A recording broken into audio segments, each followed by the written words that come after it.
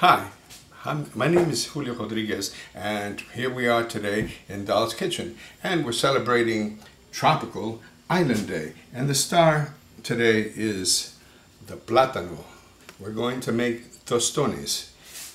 Plátano is basically a very popular Caribbean vegetable, and it turns colors. It becomes ripe. Here we go as it's becoming yellow.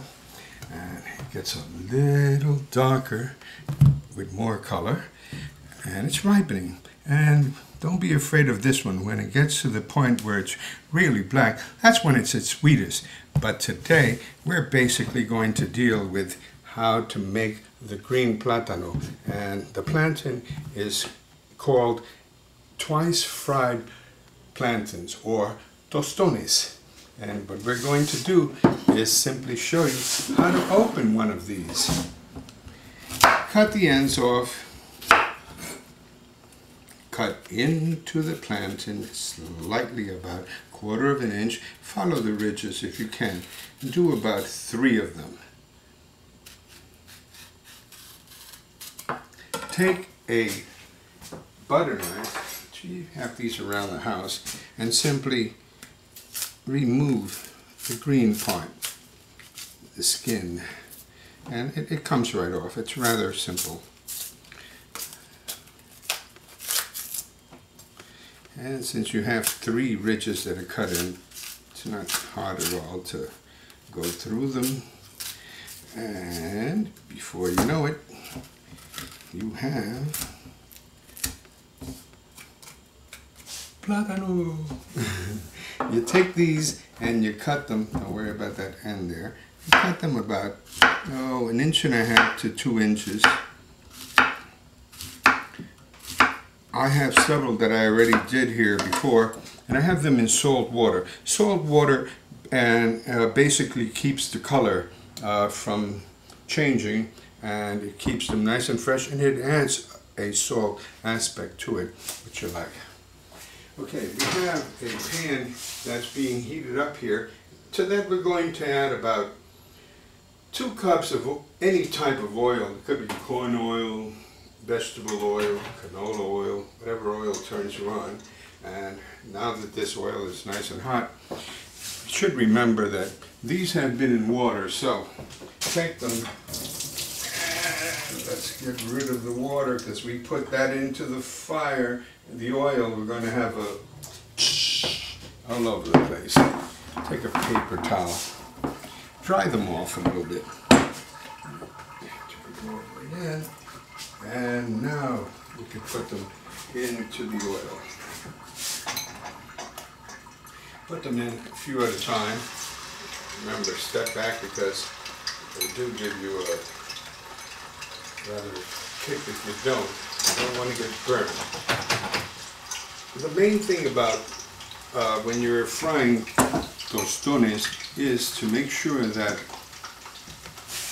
you have them all fried from one side and the other, and they're going to become lightly golden. You don't make sure that the fire is at a low, medium temperature. You don't want these to go too far into the point where you're going to fry dark. They should be lightly fried. And they're going to take about 2 minutes. While that's going on, let's make some mojito. Okay. By taking some garlic and smashing it and turning it with your knife, you could do this also by having a garlic smasher at home that will take care of this for you. This amount is put into a dish, and we'll add to that some vinegar, give it a little bit of kick, and that's about a teaspoon of vinegar and about 2 or 3 tablespoons of the olive oil. Making tostones, you're going to find that they're fried in oil twice, and they're served in oil. They're dipped there at the last time, and yet they're not oily, which is the beautiful part about them. Okay, so we're going to take these here. We're going to make sure that we turn them so that the other side gets an equal share of the oil. Okay, let's get those last two done.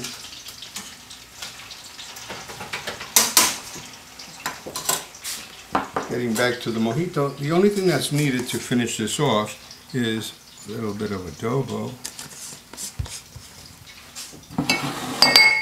And we're going to take and stir this. Into this, we're going. If you want to lighten it, give it a little lighter touch. What you can do is simply add a small amount of water, cold water, to this, and it'll lighten it and give it a touch. This is a mojito. It's made so that we can serve the tostones and dip it into that, and that's excellent. What we're going to do is follow up by taking those same tostones and a similar mojito, and we're going to add pork rind, olive oil, and garlic, smash the heck out of it, and turn it into a mofongo. Okay, once the tostones are done, and as you can see, they're lightly golden. Okay, these are the ones that need to be pressed into a position where they're now, and you can use to dry them out an old paper bag, and you could use almost anything to press them down. They simply need to be pressed to a point from end to end where they're going to go back into the oil, and then what's going to happen is that the inner part, which hasn't been fried or cooked, will now get a chance, and you're going to have what are called tostones that have been doubly fried or twice fried plantains or tostones, however you want to call them. Okay, so we have these. You could serve these on a paper bag, or you could simply use the tostone leaf to serve them. What's going to happen now is that they're going to go back into the oil. We're going to remove the ones that have already been partially fried. They're lightly golden brown, and we're going to double fry these.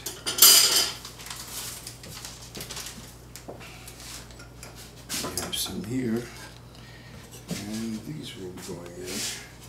And we're going to double fry these about the same temperature, but you want it slightly higher.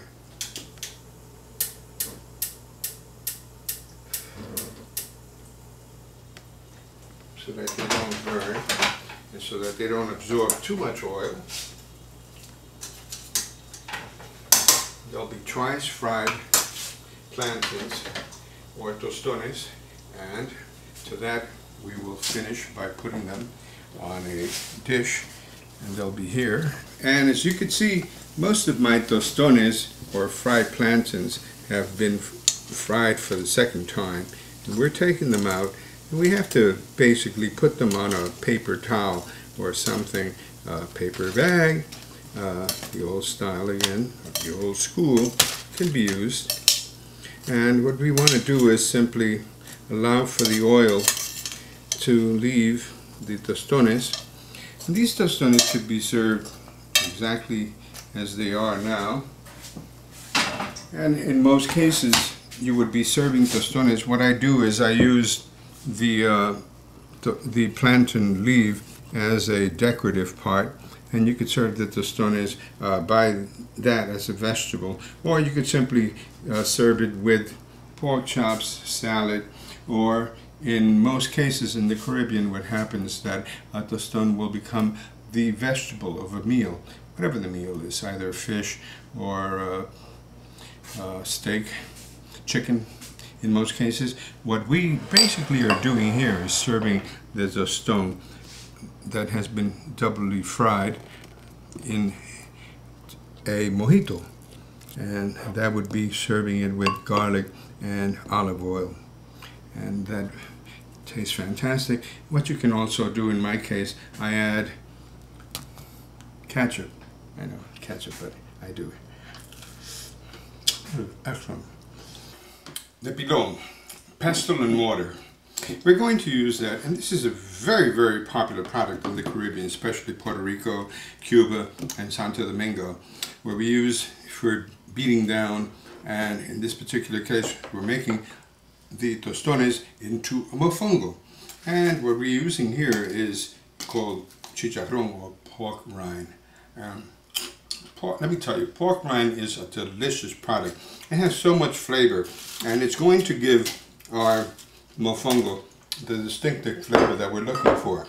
We also want to use garlic, a lot of garlic, and we want to use olive oil into this product.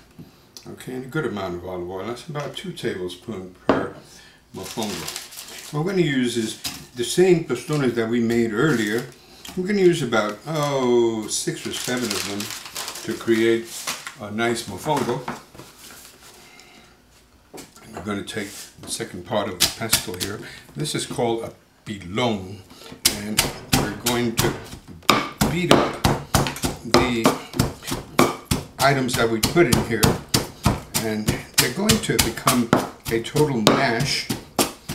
And what we're going to do with this mash is we're going to serve it, and we're going to serve it with a chicken sauce that we have done earlier, a stewed chicken sauce, or if you want, you could serve it with a beef sauce that you can also prepare earlier. Some people like to serve it with shrimps, scallops, clams, mussels. Lobster would really be nice in a nice Spanish sauce also. But in this particular case, we're serving it with a chicken sauce that we've been doing for a while, since we've been preparing most of these products. Okay, and the pilón is nice because you're able to see, look in here, and smash everything to bits and create a nice, I could probably use a few more of these. Okay, nice size mofongo for you. At the very end, when you're just about completed, what you simply should do is push the ends down to a point where you get a nice half, excuse me, a half circle. Then you're going to take a butter knife and simply cut around the edges, and take and smash it slightly into the cutting board, and there is your mofongo. Isn't that beautiful? I'm going to take the mofongo and simply place it in the center of a plate. Going to take some sauce that we made earlier. In this particular case is a chicken sauce. You can make, as I mentioned earlier, beef sauce, or you can make a seafood sauce. And this is probably the best part of a mofongo because it complements it. It makes it feel like once you've eaten the mofongo, you've got this wonderful sauce to pick on, and it's a great flavor enhancer. Okay, here we go. You have the garlic, you have the plantains, you have the pork rind together, and you have a fantastic sauce. Oh. Mofongo at its best.